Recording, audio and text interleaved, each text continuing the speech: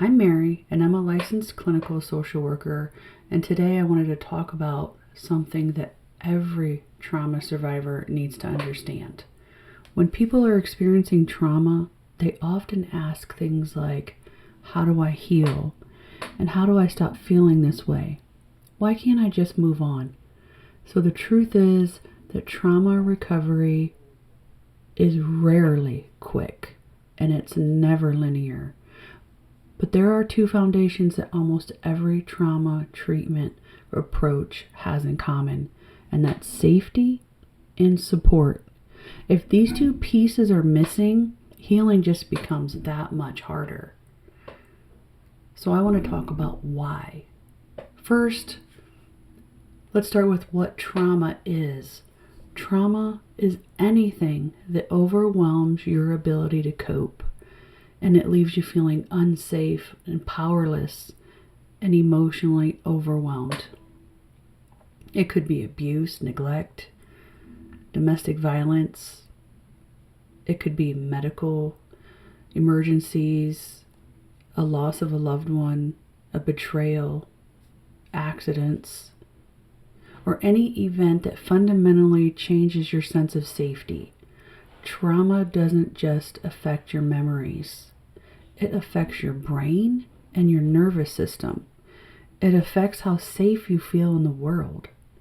And many trauma survivors describe feeling like they're constantly waiting for the next big, bad thing to happen.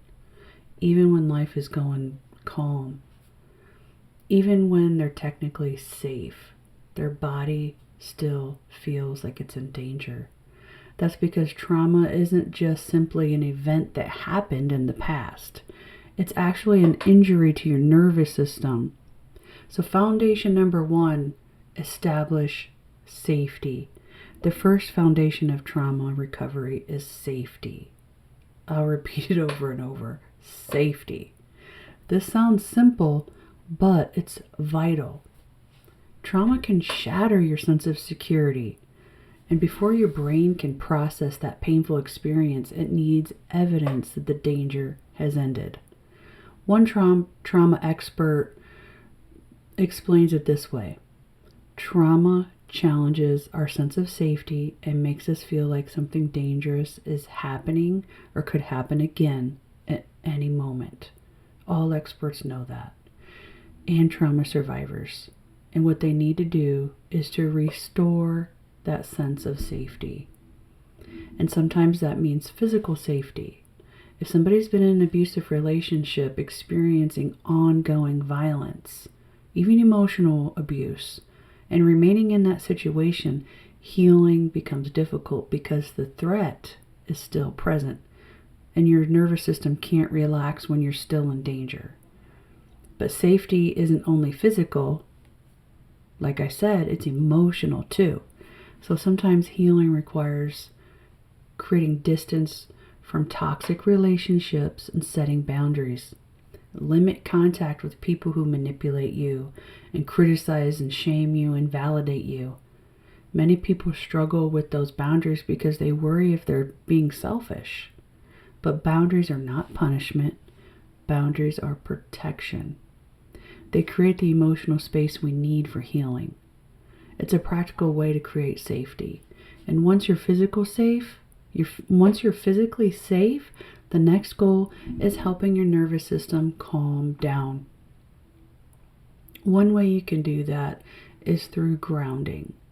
Grounding techniques help bring your mind back to the present moment. A simple grounding exercise is noticing 5 things you can see, 4 things that you can touch, 3 things you can hear, 2 things you can smell, and 1 thing you can taste. And this reminds your brain, I am here and I am present. I am safe in the here and now. Mindful breathing can also help. Try breathing in slowly for 4 seconds and out for 6. The longer exhales are really the most important part. It activates your body's calming system and it helps you reduce stress. Another important step is reconnecting with supportive people. Trauma causes isolation because healing happens in connection. Spend time with safe people. Lean on trusted family and friends. And talk to people who support you. Stay connected in your community and your church. And when you're able, gently return to normal activities. Small routines, they create stability. And stability creates safety. And safety helps that healing to start. Common trauma responses. Many people are worrying about something is going to go wrong with them after the trauma. But often what they're experiencing is actually a normal response to an abnormal event. Some common trauma symptoms include feeling numb and detached, anxious, fear, always being on edge, and angry and irritable, feeling hopeless and sad. And sometimes you feel guilt and you can't concentrate. And sometimes you lose your memories, like, oh, I can't remember that. And some other symptoms are avoiding reminders of the event. There's a lot of intrusive thoughts or unwanted memories that are being triggered. And these symptoms don't mean that you're weak. They don't mean that you're broken. And they absolutely just mean that your brain is trying to protect you. The problem is that sometimes the alarm system keeps firing even after the danger is over. So foundation number 2, seek professional support. I want to destigmatize that. Professional support is so important. It's one of the biggest lies that trauma tells people is you have to handle this by yourself. You don't. Trauma healing was never meant to happen in isolation. Trauma-informed therapists provide a safe place to process those difficult experiences without becoming overwhelmed. It'll be in a controlled environment. And a good, experienced therapist isn't going to force you to relive or talk about anything if you're not ready. Many trauma survivors wait years before seeking help because they believe they should have fixed it by themselves. But asking for help isn't weakness. It's wisdom and it's strength, even if it doesn't feel strong. Some of the techniques that are used is trauma-focused CBT. Trauma-focused cognitive behavioral therapy is what it's known as, short for TF-CBT. And this helps people understand how trauma affects their thoughts, emotions, and behaviors. What you can expect in the first stage is focusing on the education and coping skills. You'll learn what trauma does to your brain and your nervous system. You'll practice grounding skills, relaxation techniques, and emotional regulation strategies. And then you're going to focus on cognitive restructuring.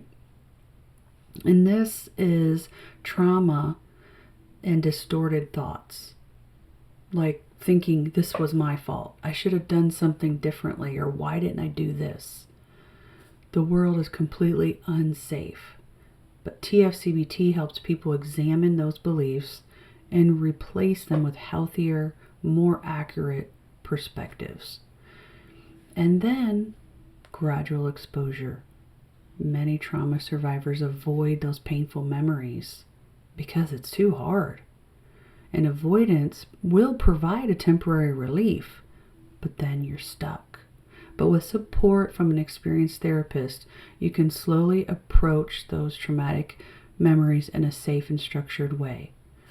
As the brain processes that trauma, the fear will begin to decrease. And there's a highly effective trauma treatment called EMDR.